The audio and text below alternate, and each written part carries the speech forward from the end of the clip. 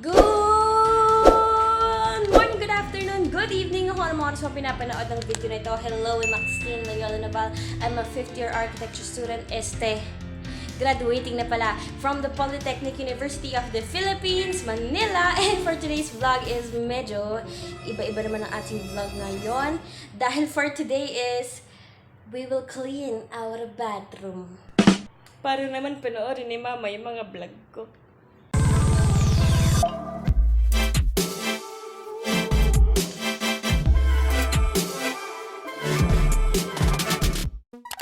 So, yes guys, for today's video is lilinisin ko ang banyo.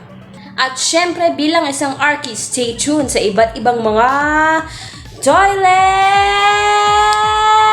trivias!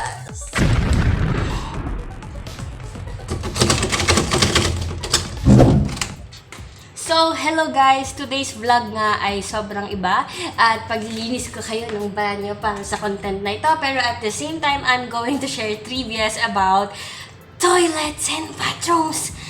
So, first trivia bago tayo pumasok sa ating banyo is, alam niyo ba na ang mga banyo... I'm talking! Alam niyo ba kung ano ang typical dimensions ng toilet doors? Sukatin natin ang pintuan ng banyo.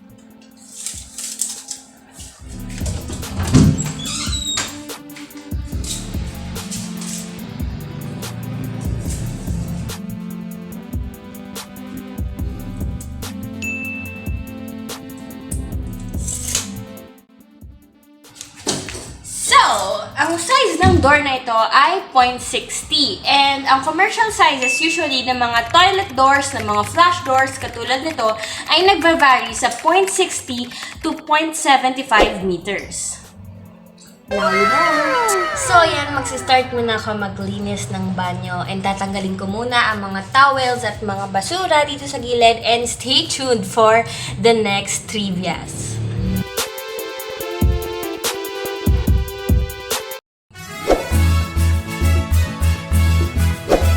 Trivia number 2. Ang nakikita nyo sa pagitan ng mga tiles ay tinatawag na grout. Serving fillers in between each and every tile, the valuable benefits of applying grout are: number 1, it helps keep dirt from getting in between or under the tiles. Nakita nyo naman paano na magic ang tiles sa aking pagkuskus dito. Number 2, it adds strength and rigidity to the tile insulation, meaning mas nagiging long-lasting ang iyong sahig. Number 3, for aesthetic purposes. As you can see, there are different types, colors of tile grout, and kung mapapansin natin, it gives off a different feel to every type of finishes. Trivia number 3. Ang nakikita nyo ngayon sa aking likuran ay isang glass brick, which is also called as glass block. Glass bricks admit light into your home. However, sa banyo namin na ito, it only served as a decorative element dahil sa pagkakaalam ko, katabi na nito ay firewall. Firewall is a compliance with the Fire Code of the Philippines, meaning hindi maaring budasan ang pader na ito upang hindi kumalat ang apoy kung sakaling mayroong sakuna.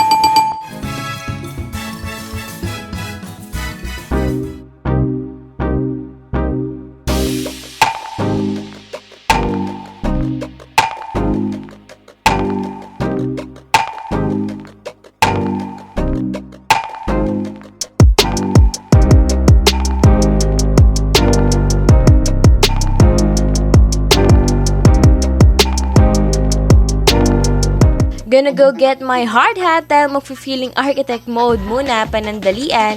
Mga kapitbahay, paano kung may mga leak sa banyo, sa bubong, o kung saan mang parte ng bahay mo? Well, I've got a solution for you guys! Seal spray! Fast and easy to use, you can repair almost everything in just a minute. Ask me how! Step 1. Make sure surface is cleaned of dirt. Step 2. Shake well for at least 30 seconds. Step 3. Remove cap and point away from yourself and any humans. Step 4. Spray 20 centimeters away from the target for a more even and smooth spray. Step 5. Leave to dry and spray a second coating if needed. Step 6. Hold the can in an upside down position and spray twice to clear. Seal spray. Easy to use, long-lasting, cost-effective. Seal, coat, and protect any water leak instantly.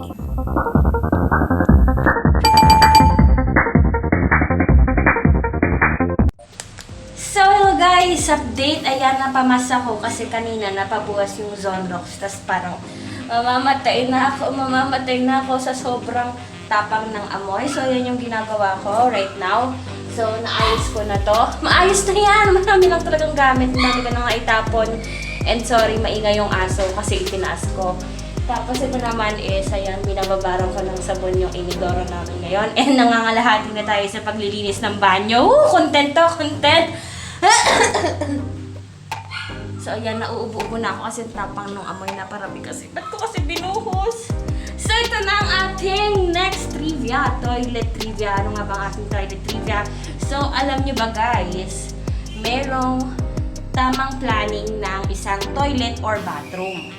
So, meron tayong tinatawag na dry area and wet area. To know more about this, watch this. Trivia number 4. What you need to know about toilets and bathrooms is nahati ito sa dalawang area, dry and wet area. There is a recommended planning for this type of space requirement. First, pagpasok mo ng pintuan, ang dapat bumungad sa iyo ay ang dry area. This will consist of the lavatory, the water closet, and other fixtures like shelves. Second, the wet area pertains to the shower area or your bathtub. These need to be separated in order to maintain the cleanliness and sense of urgency in the space. Dahil kung mauuna ang shower pagbungad sa pintuan, this will affect the orderliness of the space and mababasa ng tuluyan ang buong parte ng iyong banyo. At dahil palagi siyang mababasa, magiging accident prone ang area na ito at maaari kang madulas anytime. So, ayan, pasabog na pasabog yung mga trivia natin. And napakaingay ng aso sa taas, tahol ng tahol. So, sorry guys. So, next naman is, alam niyo ba, may mga tawag dito sa shelf na to, tsaka sa mga inidoro na to.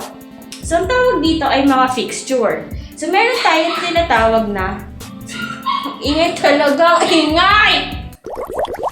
Ito na ho, yung tahol ng tahol, napakaingay. Ha? Hi! Oh. Hi guys, welcome to my channel. Okay, back to the ball game. So, ngayon, yung sinasabi ko nga pala kanina, ang tawag sa mga to ay fixtures. From the word itself, they are fixed on a particular, pwedeng sa floor, pwedeng fixed rin sila sa wall. So, yan ang fixture. So, yun yung pinagkaiba niya sa furniture. So, pag fixture, once na binaliktad mo yung bahay mo, so imagine mo, yung matitira ay yung mga fixture. Samantalang yung malalaglag, pag binaliktad mo yung bahay mo, ang tawag doon ay furniture. So, yan ang ating toilet trivia.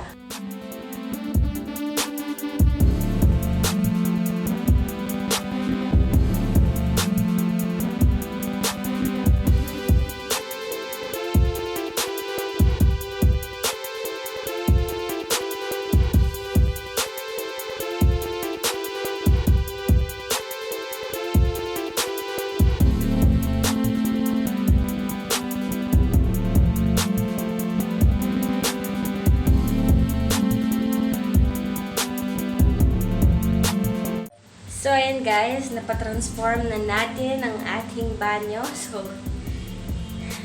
pwede na ako maligo! Thank you guys for watching this video. Sana marami kayong natutunang mga toilet trivias for this vlog. But before I end, I would like to thank Seal Spray for this opportunity to endorse their product. Also, gusto ko na rin i-shout out those who personally sent me a gratitude message. So, shout out kay Paul Michael Acosta Gabinete and kay Carla Jane Encinares. So, I'm really happy na nakakatulong pala itong mga vlogs ko at informative sa inyo. Thank you for supporting my content. And before I end this vlog, I'm also asking a huge favor sa mga nanonood ngayon to support me as I represent PUP Manila for AYDA TV correspondent. So, yan. If you like this video, don't forget to like, share, and subscribe to this channel.